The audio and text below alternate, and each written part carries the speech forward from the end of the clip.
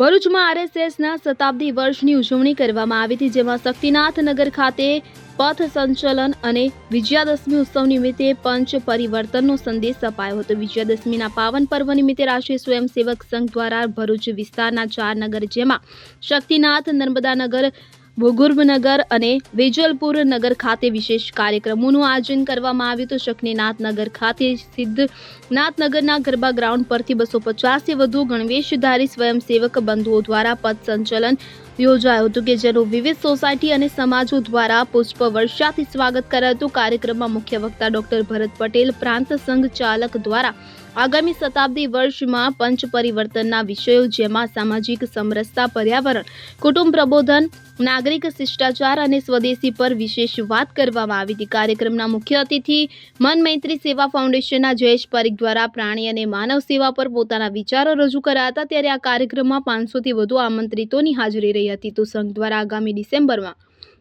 ઘર ઘર સંપર્ક અભિયાન અને ફેબ્રુઆરીમાં હિન્દુ સંમેલનનું આયોજન કરવાની જાહેરાત કરવામાં આવી હતી। રાષ્ટ્રીય સ્વયંસેવક સંઘ ભરૂચ શક્તિનાથ નગર, જ્યારે રાષ્ટ્રીય સ્વયંસેવક સંઘ શતાબ્દી વર્ષ ચાલી રહ્યું છે ત્યારે સંઘનો 101 વર્ષમાં પ્રવેશ થઈ રહ્યો છે, ત્યારે શતાબ્દી વર્ષનો પહેલો કાર્યક્રમ એટલે શ્રી વિજયાદશમી ઉત્સવ શક્તિનાથ નગર, સિદ્ધનાથ નગર ગરબા ગ્રાઉન્ડમાં થયેલ છે, જ્યાં પથ સંચલન અને શસ્ત્ર પૂજન અને જાહેર કાર્યક્રમનું આયોજન કર્યું હતું અને સમાપ્ત થયું છે। આવનારા સમયમાં શતાબ્દી વર્ષમાં આ ઉપરાંત ઘર ઘર સંપર્ક, હિન્દુ સંમેલન જેવા આગામી સમયમાં કાર્યક્રમો થવાના છે। આ કાર્યક્રમ દરમિયાન આપણા મુખ્ય વક્તા શ્રી માનનીય પ્રાંત સંચાલકજી ડૉક્ટર ભરતભાઈ દ્વારા સમાજને પંચ પરિવર્તનને લઈને આહવાન કરવામાં આવ્યું છે કે સમાજમાં જાગૃતિ આવે અને એને લઈને આપણા કાર્યક્રમમાં પાછળ પંચ પરિવર્તનને લઈ અને સમાજમાં જાગૃતિ આવે એની એક પ્રદર્શની પણ લગાવવામાં આવી છે।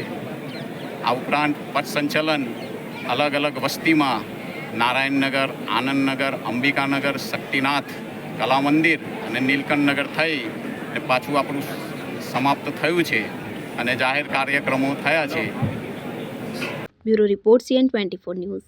હવે જુઓ દેશ દુનિયાની તમામ ખબરો તમારી આંગળીના ટેરવે। ઉઠાવો મોબાઈલ અને Google Play Store પરથી ડાઉનલોડ કરો અમારી CN24 ન્યૂઝ મોબાઈલ એપ।